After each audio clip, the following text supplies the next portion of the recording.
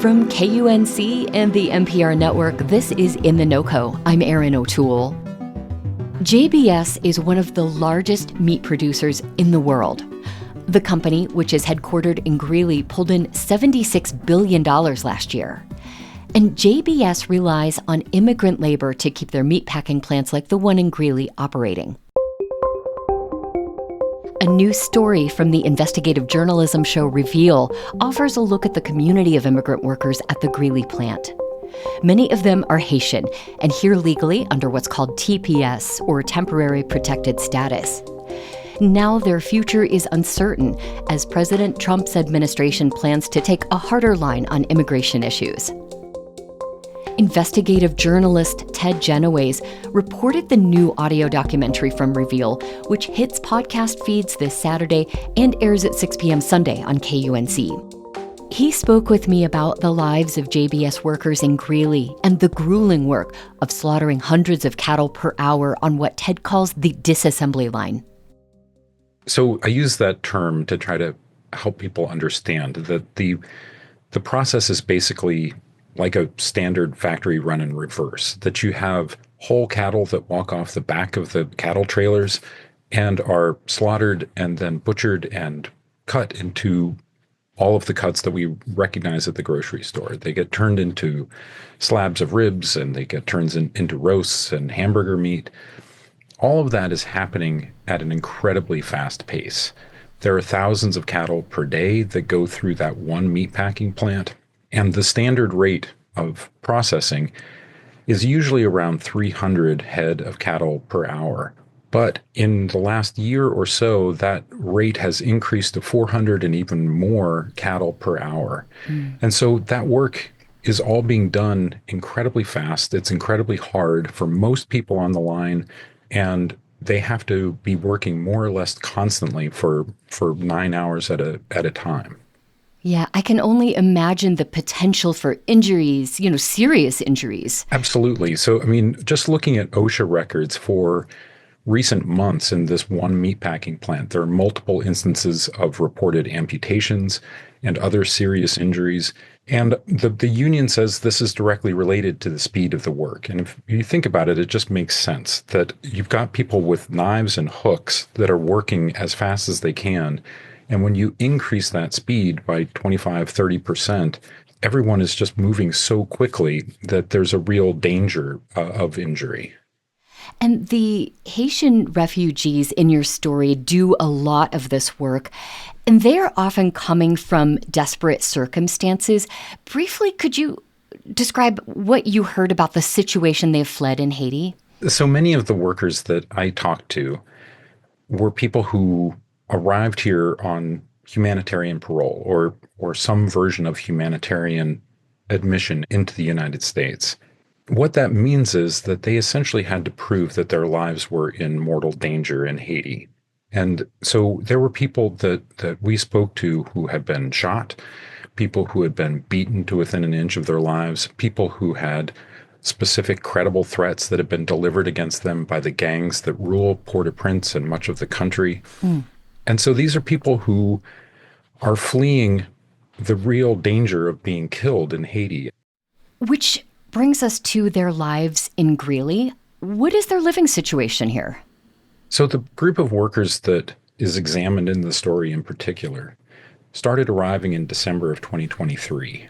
Okay. And they were all coming recruited by a TikTok video that was sort of playing up the wages that one could get at JBS and the benefits that were available.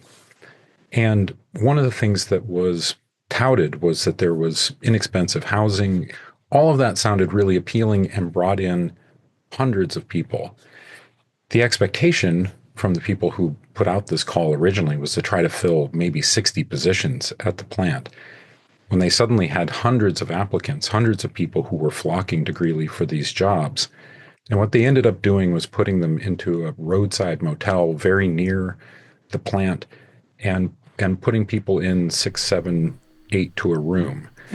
And the conditions were extremely tight. It was the dead of winter, and people felt sort of abandoned and stranded. And the only thing that they the services that they had were getting them to and from work so that they could perform those tasks. But then at the end of each day, they were dropped back at the motel with really nowhere to go and not even a way to get food. And I want to touch on the allegations against JBS. The union representing some workers, UFCW Local 7, has called on federal and state authorities to hold JBS accountable for a number of abuses that include charging people to live in that very cramped, squalid housing. How has JBS responded to these allegations? So JBS says that they were unaware of what was going on at the top level. They have fired the two top level people who were in the HR department at the Greeley plant. And they do say that they have implemented training programs to help those HR managers better understand what is and is not acceptable recruiting. They have also said that they care deeply about safe housing for all of their workers and safe work conditions. But the thing that I think remains an open question really is that question of line speed, because only the upper management can determine how fast the line runs. And the union says that this is exceeding the agreed upon limit. And they think that it is because there was a vulnerable workforce there. And all that JBS has told me is that they are adhering to the law. Let's talk about President Trump's plans for mass deportations of immigrants without legal status. More than half of the workers at JBS are immigrants. So how would the mass deportation of workers from JBS and other meatpacking plants around the country impact the meat industry and the economy at large? Yeah, well, those numbers of immigrants across the meatpacking industry are extremely high. We're reliant on foreign labor for that work as it is. The union says that in this particular plant in Greeley that they estimate that the number of foreign-born workers is somewhere between 80 and 90%. And so if the status for those workers changes, if their temporary protected status or their protections for seeking asylum are rescinded, it would leave the plant without a workforce. And that has interesting repercussions for consumers who are already concerned about food prices. But I think it's also a really serious question. You know, there are 1 million people who are in the United States right now with temporary protected status, which is an indication that they are here because they have serious threats against them in their home countries. If we simply round up 1 million people and send them back to face that threat, I think that there are really serious moral questions. I mean, what happens to those people if they are killed when they are sent back to their home country as they fear? Who's responsible for that? Ted Genoways reported on workers at the JBS plant in Greeley for Reveal. His investigation airs Sunday at 6 p.m. on KUNC and will be in Reveal's podcast feed a day earlier on Saturday. You'll find more information in our show notes and at KUNC.org. That's it today for In The NoCo. I'm Erin O'Toole. Thank you so much for listening.